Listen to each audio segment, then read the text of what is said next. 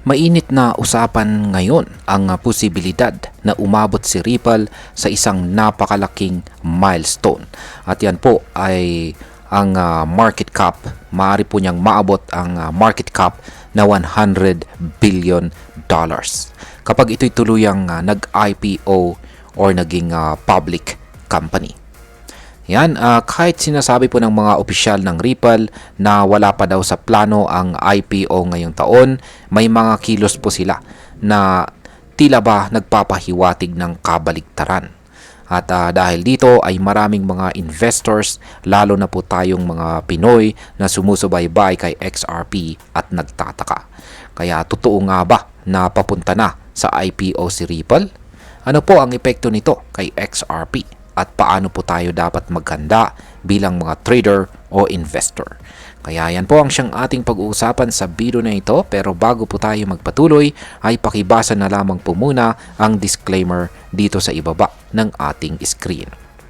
At ayan, ang atin po nakikita rito ay ang pro XRP lawyer na si Attorney John E. Deaton. Isa po siyang kilalang taga-suporta ni XRP at legal expert sa crypto space. At siya po ay muling naglabas ng pahayag na ikinagulat ng marami. Ayon po sa kanya, kahit hindi nangangailangan si Ripple ng dagdag na kapital, ang timing ng isang IPO ay maaring maging napakalaga. Pinunto rin niya ang kompetisyon tulad ni Circle, isang kumpanya na nagtatarget ng valuation na nasa pagitan ng 62 billion hanggang 65 billion dollars. Sa pananaw po ni Ginoong Deaton, kayang higitan ni Ripple ang numerong ito, lalo na't hawak nito ang halos 40 billion na XRP. Kung ang presyo ni XRP ay nasa $2, ito ay nagbibigay ng tinatayang $80 billion na panloob na halaga. Sa madaling salita, posibleng araw na maabot ni Ripple ang $100 billion na market cap kapag ito ay nag-IPO. Ngayon ay ano po ba ang mga kilos ni Ripple na nagpapahiwatig ng IPO readiness or kahandaan? Kahit sinasabi ng mga opisyal ng Ripple na hindi pa 2025, hindi pa sa 2025 or ngayong taon ang kanilang IPO, marami ang nakapansin na tila nagkakaroon ng preparasyon sa likod ng eksena. Ilan po sa mga kilos na ito ay ang tatlong mga bagay dito. Yan, una ay ang tinatawag pong share buyback program. Naglaan po si Ripple ng $700 million para bilhin muli ang kanilang sariling shares.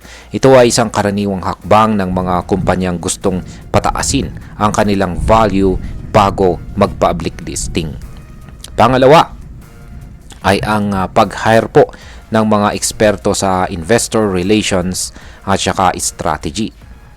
Kapag naghahanda ang isang kumpanya para maging public, karaniwan itong nagdadagdag ng mga empleyado na may expertise sa pakikipag-ugnayan sa mga malalaking investors. At pangatlo, mga malalaking acquisitions. Nitong nakarang taon ay bumili po si Ripple ng dalawang kumpanya at yan po ang Hidden Road sa halagang $1.25 billion at ang Metaco para sa $250 million. Ang mga acquisitions na ito ay hakbang para palawakin pa ang ecosystem ni Ripple. Lahat ng ito ay malinaw na sinyales ng isang kumpanyang naghahanda para maging listed sa stock market. Ngayon ay bakit hindi pa rin gumagalaw ng malaki ang presyo ni XRP? Kung titignan po natin ang kasalukuyang galaw ng presyo ni XRP, tila hindi ito masyadong naapektuhan ng mga balitang ito. Oo, umangat po siya noong buwan ng March hanggang halos $3 nang ipahayag ni Donald Trump ang posibilidad na idagdag sa XRP sa isang National Crypto Reserve.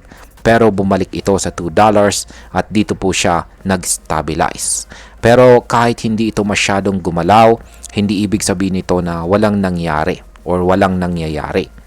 Ang totoo, malalaking pera ang pumapasok kay XRP.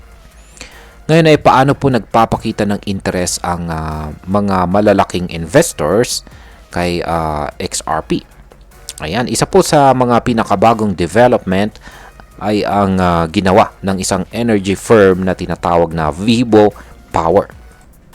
Isa po itong kumpanyang publicly listed at inilagay po nila ang $125 million kay XRP bilang bahagi ng kanilang treasury reserve.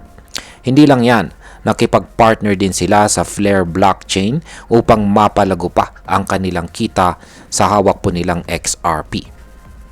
Kung ang mga ganitong klase ng kumpanya ay tahimik na nagpuposisyon kay XRP, malamang ay nakikita nila ang long-term value ni Ripple bilang parte ng global financial system. Ngayon ay tapos na ba talaga ang problema ni Ripple kay SEC? Isa po sa mga matagal na balakid sa pag-usbong ni Ripple ay ang kaso po nito sa SEC o ang Securities and Exchange Commission sa Amerika. Pero ngayon, nagkakaroon na ng legal clarity at unti-unti nang nawawala ang mga hadlang. Mas madali na para kay Ripple na sumabak sa public market dahil mas malinaw na kung ano ang legal standing ni XRP sa US. At kung totoo ang mga prediction ni Attorney Deaton, posibleng ang IPO na ito ang maging isa sa pinakamalaking balita sa Wall Street sa mundo ng crypto. Ngayon ay pag-usapan na po natin ang epekto nito para sa atin bilang mga Pinoy crypto enthusiast na interesado rito kay XRP. Para sa atin, napakahalagang batayan po ang galaw ni Ripple. Kung magkatotoo ang IPO at makamit ni Ripple ang market cap na $100 billion, malaki po ang posibilidad na tumaas si XRP ng sobra. Kung ikaw po ay may XRP holdings ngayon, maaari itong maging isang magandang long-term hold. At kung wala pa, baka ito na ang tamang panahon upang pag-isipan ang pagkakaroon nito sa iyong portfolio, lalo na kung confirmed ang IPO sa mga susunod na taon. Pero tandaan, ang bawat investment ay may kaakibat po na risk. Kaya siguraduhing aralin at unawain muna ang galaw ng market. Bilang panghuli, ang masasabi ko naman tungkol dito ay sa aking pananaw, mukhang hindi lang ito isang hype o chismis. Ang mga kilos ni Ripple mula sa acquisitions, share buyback, hiring hanggang sa institutional partnerships ay malinaw na indikasyon ng seryosong preparasyon. Tila dahan-dahan inilalatag ni Ripple ang pundasyon nito bilang isang titan sa crypto at finance industry. At kung tama po ang prediction, maaaring si Ripple ang maging unang blockchain native company na magiging parte ng stock market na may napakalaking valuation. Pero habang wala pang final confirmation, mas mainam na maging alerto at edukado po tayo sa bawat hakbang. Mag-obserba, magbasa at higit po sa lahat, huwag po tayong basta sumabay sa hype kung saan ay gamitin po natin ang ating isip bago ang emosyon sa pag-i-invest. At ayan, hanggang dito na lamang po tayo sa video na ito mga ka-crypto. Marami pong salamat sa panonood. Ingat po tayo lagi at God bless po sa ating lahat.